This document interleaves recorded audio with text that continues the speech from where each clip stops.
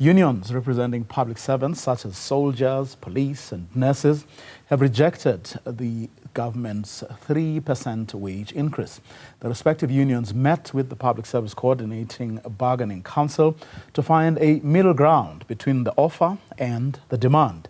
However, unions remain relentless in their 12% above inflation wage increase demand. Let's get some perspective now from the PSA's National Manager for Collective Bargaining, and that's Jannie Oosthuizen. Jannie, a very good afternoon to you. Thanks very much for your time. 3%, not good enough for your members. Good afternoon. Yes. Definitely, it is not good enough for our members. If you see the current inflation and you look at the electricity and you look at the petrol prices, 3% is definitely far below target that we envisage and that we could clinch a deal.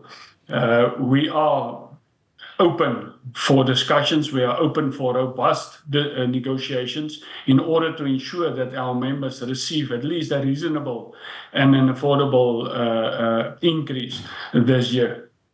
I mean, you're mentioning inflation, but 12% is way above.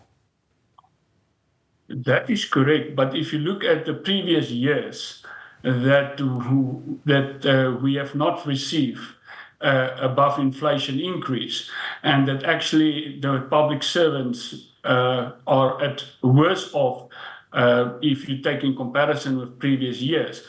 Somehow we need to make up the loss that these public servants has incurred. I mean, they also do have families to look after. They also earn houses, must pour in petrol to get to their workplaces. So all those are taken into consideration. The rising prices of electricity, the rising prices of medical aid is just so high that public servants can't keep up with the high living costs. And therefore, yes, I hear what you're saying, 12% is so far above inflation. But you must remember, that is what we are demanding. And we are open for negotiations. It's still early stages.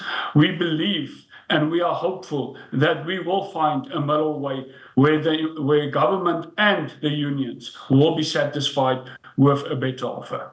But realistically, I mean, though, isn't your demand, too steep, unrealistic even, given our fiscal challenges as a country? Well, the narrative outside there is seeing that it is unrealistic at 12%, and it might also seem to the public that it might look unrealistic. But from where we as unions are sitting, and in terms of the economic outlook, and in terms of our research that we have done, we feel that it is an increase that we can negotiate upon, and we can negotiate around that figure. As I say, it's still early stages. There's still room for engagement.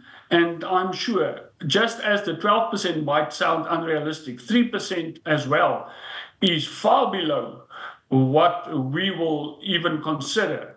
So we pledge government to really come to the party, to really come to the coordinated bargaining chamber with an open mind and engage us. I mean, it is not the first time, it will not be the last time that these offers are on the table for proper engagement. But let's engage, and let's engage from an interest perspective, and not just said, well, listen, it's unaffordable.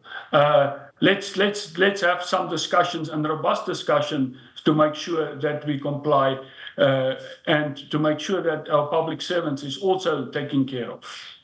Is it precisely because of what you said that it's still, very early stages of the negotiation process, that perhaps those of us who are outside of this process may seem or may believe that you are way too far apart to find one another anytime soon? Yes, I fully concur with your narrative to say that the people outside might think 12% is far above, and we are, for lack of a better word, we are crazy. But it is a well-calculated demand, and as I say, early stages, but we are open for engagement. we are open for engagement. I mean, at this stage, we also couldn't reach one another or find one another. There was no concessions on the 1st of October, and we have opted for a facilitation process in terms of the constitution of the Public Service Co-ordinating Bargaining Council. And we hope to hear soon from the General Secretary of the Council of the independent mediator or arbitrator that they will appoint to see how they can bring parties closer together to have an amicable solution to avoid any disruptions going forward. How would you describe the mood at the Bargaining Council the other night? Well, at this stage, the mood is not well. I mean, I think any person will see that to come with a 3% and you reject all the other demands that Labour has tabled. It's quite. We are taken aback by the employer's approach to just say unaffordable right through on all the demands that we have tabled.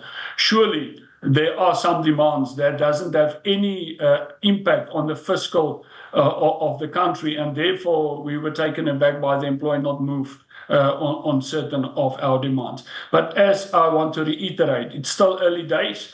We do understand, and we are quite seasoned negotiators from the employer side and from Labour side, and we can assure the public outside there that we will find one another somewhere, somehow, in going forward.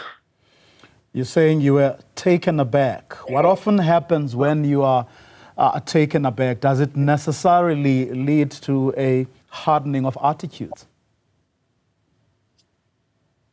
Well, I couldn't say of attitudes. I just think, as I said, because of the early stages of the negotiations, I mean, it's the first time that the Labour responded to the employer's offer of 3%. And normally we are used to that, at least there are some movement on some demands. But to just from the onset said, no, sorry, we are not going to concede to any of the demands. That is what I mean. We are taken aback. We were actually caught by surprise. We thought that there might be some concessions made in order to actually, as we call it, put a bit of sweetener to the early stages of the negotiations. Jannie Oosthuizen, let's leave it there for now. Thanks very much for your time. He's the PSA's National Manager for Collective Bargaining. Going to take a quick ad break. More news, views, and interviews in a short while.